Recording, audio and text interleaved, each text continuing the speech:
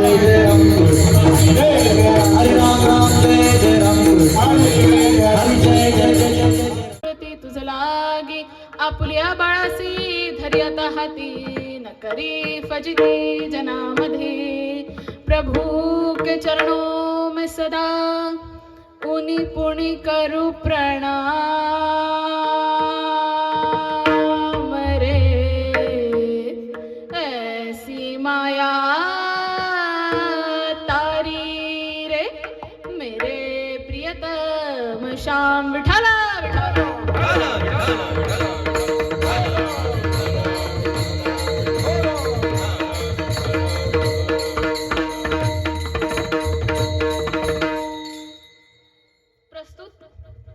प्राप्त प्रसंग प्राप्त घटिका सेवेकरिता निवडलेला अभंग अलंकापूर निवासी वारकरी संप्रदायाचा पाया असणारे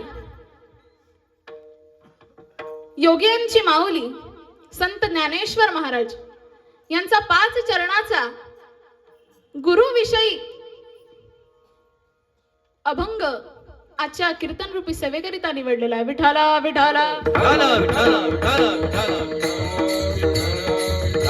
विठाला विठाला विठाला विठाला विठाला विठाला.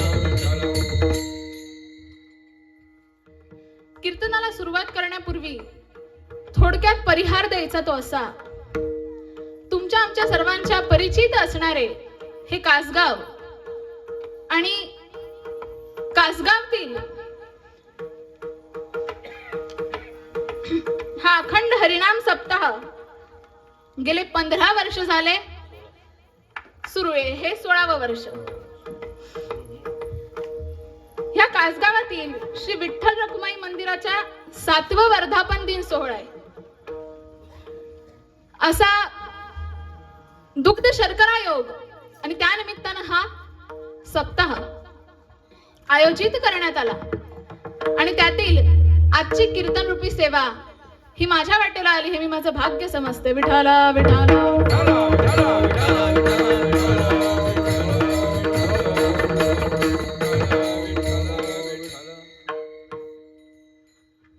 माऊली बघायला गेलं तर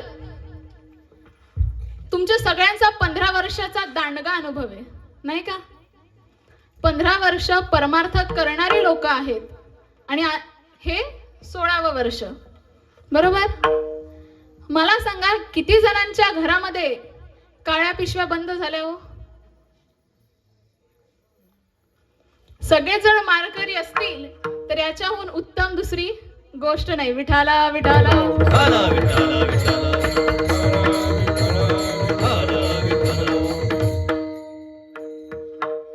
ह्या 15 वर्षामध्ये ह्या 16 वर्षांमध्ये तुम्ही देवाची अमाप भक्ती केली.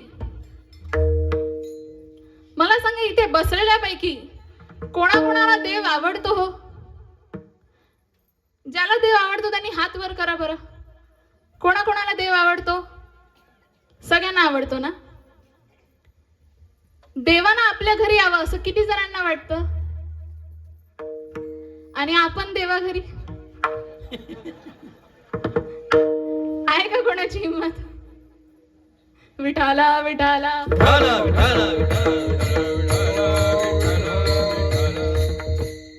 बरं माऊली कीर्तनाला सुरुवात करण्यापूर्वी मी प्रत्येक कीर्तनातून कायम सांगत असते कीर्तनाला बसण्याचे काही नियम आहेत. कथा कीर्तनात बसताना माणसाने काही नियम पाळावे. सगळ्यात पहिला नियम कीर्तनाला बसले आहात मी सांगितलं तसं पारमार्थिक मंडळी आहात सगळे. जरा चेहऱ्यावरती प्रसन्नता असू देत. सगळ्या जगाचं टेन्शन आपल्यावरती आलेलं थोडस हसतमुख राहा. दुसरा नियम म्हणजे कीर्तनात बसल्यानंतर शांत बसावं. कारण कीर्तनात बसल्यावर जो बडबड करतो त्याला पुढचा जन्म कुठला मिळतो. बेडकाचा. आणि हे आम्ही सांगत नाही हे संत सांगून गेलेत. म्हणून कथा कीर्तनात बसल्यावरती बडबड करू. तिसरा नियम कीर्तनात बसल्यानंतर माणसाने शांतही बसू. तुम्ही म्हणणार महाराज तुमची झोप नाही झाली का. आता म्हणलात की कीर्तनात बसल्यावर शांत बसावं आणि आता म्हणतात की शांतही बसू नये. मग आम्ही करायचं तरी काय? ज्या ज्या वेळेला भजन होईल त्या त्या वेळेला मुखाने टाळी आणि हाताने नामस्मरण करीत जा.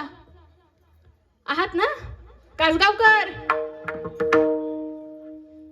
ज्या ज्या वेळेला भजन होईल त्या त्या वेळेला हाताने टाळी आणि मुखाने नामस्मरण करीत जा. विठाला विठाला विठाला विठाला विठाला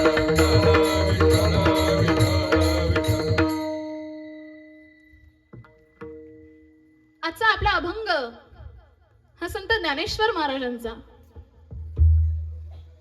तुम्ही म्हणणार महाराज कोण ज्ञानेश्वर महाराज हो? ते ज्ञानेश्वर महाराज ज्यांनी जड भिंत चालवली. ते ज्ञानेश्वर महाराज ज्यांनी रेड्यामुखी वेद बोलवून घेतले. अहो ते ज्ञानेश्वर महाराज ज्यांनी स्त्रीचा पुरुष केला. ते ज्ञानेश्वर महाराज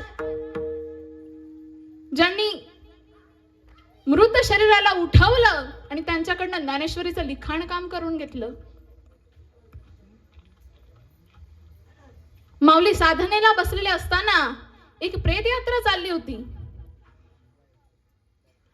त्या मृत शरीराची जी पत्नी आहे ती सती चालली होती.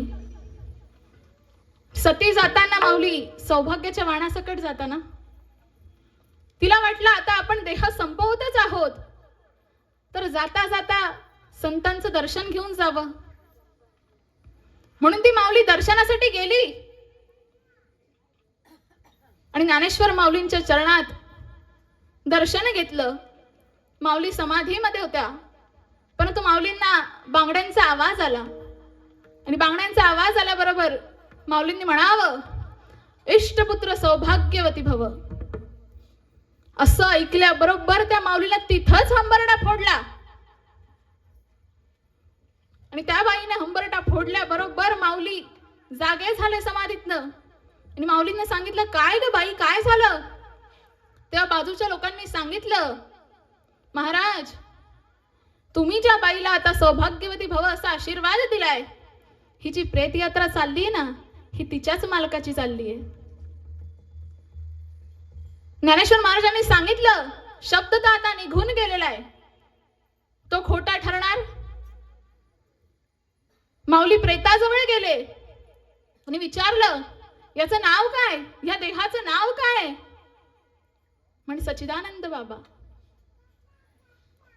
आणि आवाज दिला अरे बाबा उठ. आणि माणूस झोपेतून जसं उठावं तसं ते प्रेत उठून उभं राहिलं. आणि जसं कळालं की आपला हा पुनर्जन्म कोणामुळे झालाय? ज्ञानेश्वर महाराजांमुळे. उठल्याबरोबर पत्नीला सांगितलं आज तर जगलो तुमच्यासाठी आता इथून पुढचा जन्म हा संतांची चरणी अर्पण केला. आणि त्याच सच्चिदानंद बाबांकडून पुढे ज्ञानेश्वरीचं लिखाण करून घेतलं. ते संत ज्ञानेश्वर महाराज ज्यांनी पाठीवर मांडे भाजून घेतले ते संत ज्ञानेश्वर महाराज. अहो नवे नवे संत जनाबाई म्हणतात महाविष्णूचा अवतार महाविष्णू